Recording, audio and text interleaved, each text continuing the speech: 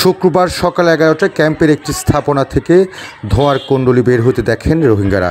পরে ধোঁয়া থেকে আগুন দেখতেই তা নেভাতে ছোটেন সবাই। তবুও শেষ রক্ষা হয়নি। রোহিঙ্গারা জানান, কয়েক মিনিটে সে আগুন ছড়িয়ে পড়তে থাকে চারদিকে। দুনিয়াটা আমার বাসা, আমি কিছু আমার বাসা আমার ওয়াইফ কোথায় আমি নিজে জানি না, কিছু খাইতে পারছি না। অনেক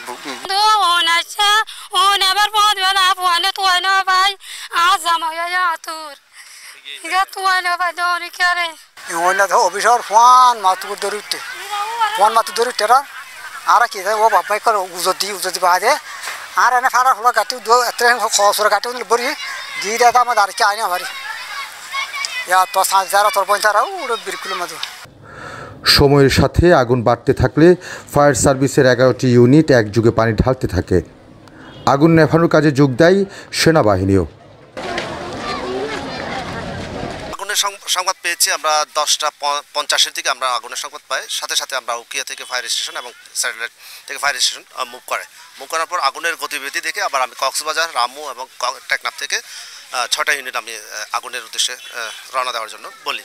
তো তারা প্রতিমধ্যে আগুন নিয়ন্ত্রণে আসার পর প্রতিমধ্যে তাদেরকে আমরা ব্যাক করিয়ে দিই। আনুমানিক হয়তো 2 শতাধিক শেল্টার পুড়ে গেছে।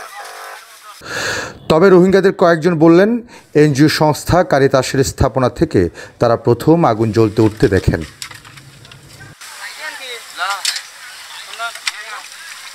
অন্য লোক ধরা কারিতাসের অফিসের প্রতি ধরা দিয়ে হারা কিন্তু কারণ ওদিকে কিন্তু কারিতাসের অফিসের ধৈর্য দেন এখান থেকে যেগুলো আমরা ফাঁকা অন দেখছি গাড়ি যেগুলো অফিস এটা আমি নিয়েছি এগুলো পাহাড়ের উপরে না, তারপর ওখান থেকে উড়িয়েছি একটু বড় হয়েছে ওখান থেকে পশ্চিম থেকে বইয়ের বাতাসে একে ফুকসারি নিয়ে আনিছি। আমরা তাই এরকম দেখছি।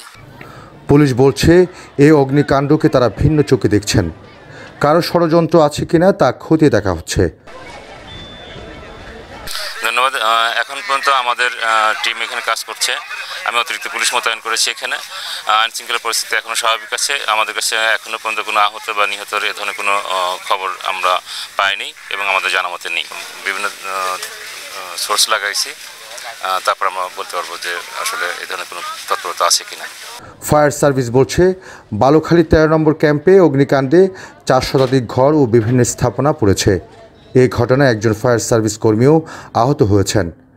খোলা আকাশের নিচে এখন 4000 রোহিঙ্গা।